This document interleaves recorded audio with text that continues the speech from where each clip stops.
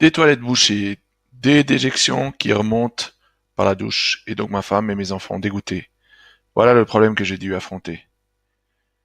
J'ai appelé un plombier, signé un devis, mais ensuite il nous a laissé tomber. Notre chantier était finalement trop petit pour lui, et j'ai plus du tout les nerfs d'appeler d'autres plombiers. Soit ce sont des charlatans, soit ils sont bons et honnêtes et difficiles à faire venir. Et voici la solution que j'ai trouvée. Voilà, ça ce sont mes toilettes actuelles et c'est là que j'aimerais en fait changer l'évacuation. Donc le tuyau, actuellement il est là.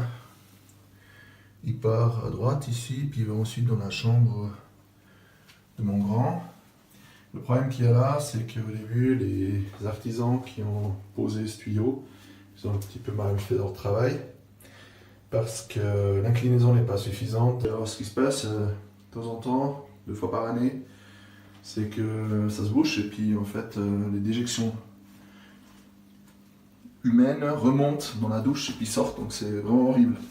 Donc là je me suis dit, tiens, ce que je dois faire c'est me changer ça, enlever ce tuyau là qui part à droite, puis j'aimerais en fait le faire plonger directement en dessous, donc à la verticale, pour ensuite 2 étages plus bas rejoindre l'évacuation principale. Donc me voilà un étage plus bas, donc c'est en fait ici que j'aimerais faire passer le tuyau d'évacuation qui descendrait là. Là je suis au rez-de-chaussée.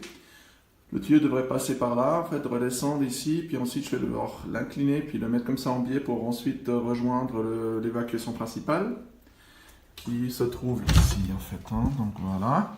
On voit ce tuyau là, donc ça c'est l'évacuation principale des toilettes, des eaux usées des toilettes.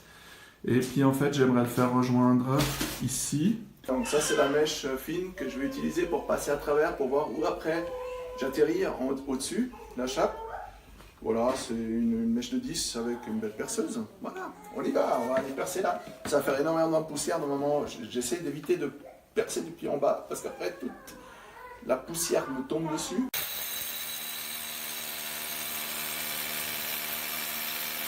On va voir où la mèche est sortie. Bon, apparemment c'est pas là. Ça c'est déjà mauvais signe. Je regarde peut-être à l'intérieur. Ah, voilà, elle est juste là. On est d'accord. On doit être à peu près à 30 cm à gauche de ce que j'aimerais bien. Voilà, c'est à peu près ça. Je suis un petit peu au-dessus de la fenêtre, donc je vais devoir faire un coup de... Je vais commencer à percer la dalle pour faire passer les tuyaux PVC 10 cm de diamètre à travers la dalle. Et avant de faire ça, il faut que je coupe l'eau pour éviter qu'effectivement des personnes de ma famille en fait viennent dans la salle de bain, ouvrent les robinets, puis que ça coule partout. Là j'ai 2 vannes pour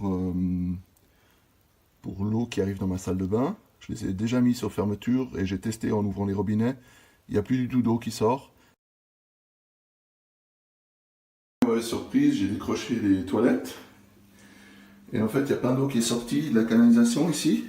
Je sais pas pourquoi, normalement elle aurait dû s'écouler, mais voilà, c'est le problème justement que j'essaie de réparer, c'est que la pente est probablement pas assez bonne pour le tuyau actuel. Et donc là j'ai mis un verre et je l'ai simplement jeté par la fenêtre. Donc maintenant j'ai plein d'eau ici, en plus ça pue. J'ai mis un tissu dans la canalisation ouverte parce que sinon ça sent vraiment mauvais.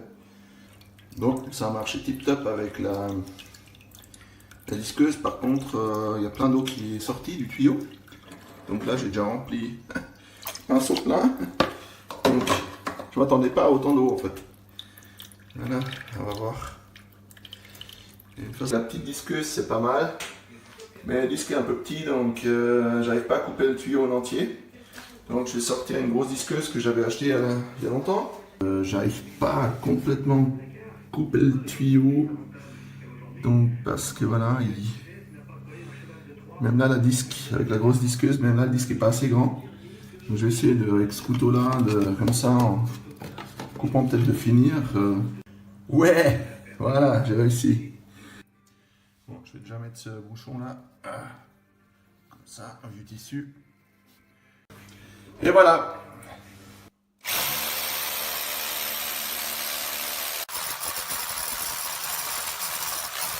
Okay, now the baby. Le trou est fini, j'ai fini au burin.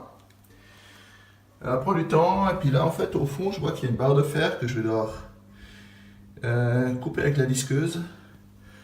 Ouais, je crevais là. Donc pour couper le métal, j'ai acheté un disque métal.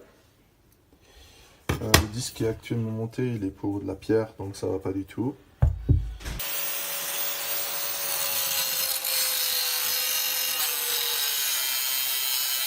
Ça a créé pas mal d'étincelles, mais j'ai réussi à couper ce petit bout là qui était en fait dans mon trou, qui me dérangeait pour faire passer le tuyau. Il est là, je suis content. Voilà un petit peu le matériel que j'ai acheté en grande surface de bricolage. Donc des manchons, des bouts de tubes pour accorder. Voilà. Voilà, donc je vais coller ce tube ici là en dessous, comme ça, clac. Et puis donc pour ça j'ai enlevé un petit peu le vernis PVC avec du papier de verre. Voilà. Et puis maintenant je vais mettre cette colle spéciale gel PVC là-dessus, un petit peu aussi à l'intérieur ici. J'ai plus ou moins réussi à faire un trou avec une mèche perceuse retravaillée. Et puis en fait c'est pour après mettre cette pièce là, comme ça. Ouais, c'est pas mal. Je suis assez content, donc maintenant je vais coller cette pièce. En fait, j'ai mis des petits traits comme ça pour bien connaître les positions de chaque pièce. Comme ça, en fait, quand je le remettrai, tout est comme je l'avais testé. Donc d'abord on teste sans coller, et après on colle. Bon voilà, c'est posé. J'espère que ça va aller. Là, j'ai encore dû acheter ça, c'est une pipe en fait, j'avais oublié. Avec le caoutchouc ici pour rentrer l'étanche, c'est là-dessus qu'on va après poser les toilettes. Et puis j'ai commencé à assembler, j'ai agrandi le trou. Il faut assembler tout sans coller pour être sûr que ça se joint, que tout va bien, que les distances sont ok. Donc là je suis assez bien, ça descend. Voilà, ça c'est le deuxième trou depuis le bas. Donc c'est par là que ça va passer. Et puis ensuite quelque part il faut que je fasse passer le tuyau là. Donc là j'ai tout bien collé, ça a l'air pas mal. Ici aussi, donc l'arrivée vers l'autre tuyau. Donc tout ça c'est collé ici. Après ici il faudrait que je bouche aussi. Là par contre c'est pas terrible. J'ai réussi à mettre le tuyau d'en bas que quelques millimètres, je pense 5 mm au-dessus du dessus avec la colle. Je pense que ça tient mais c'est pas top. C'est pour ça qu'en fait j'ai envisagé de mettre ça en plus. Une sorte de collier autour pour bien serrer et pour pas prendre de risque parce que de toute façon après ça va se retrouver dans l'isolation. Donc si jamais il y a un problème, si ça pète, je risque d'être mal. Là, pour être du bricolage, c'est vraiment du bricolage là. Mais en tout cas, au moins c'est une sécurité. Voilà, serrer un petit peu. Pas trop. J'ai de nouveau rouvert l'eau. Là, on avait coupé l'eau principale. J'ai rouvert ici, j'ai rebranché. Voilà, on va passer au test. Je vais tirer la chasse et voir ce que ça donne.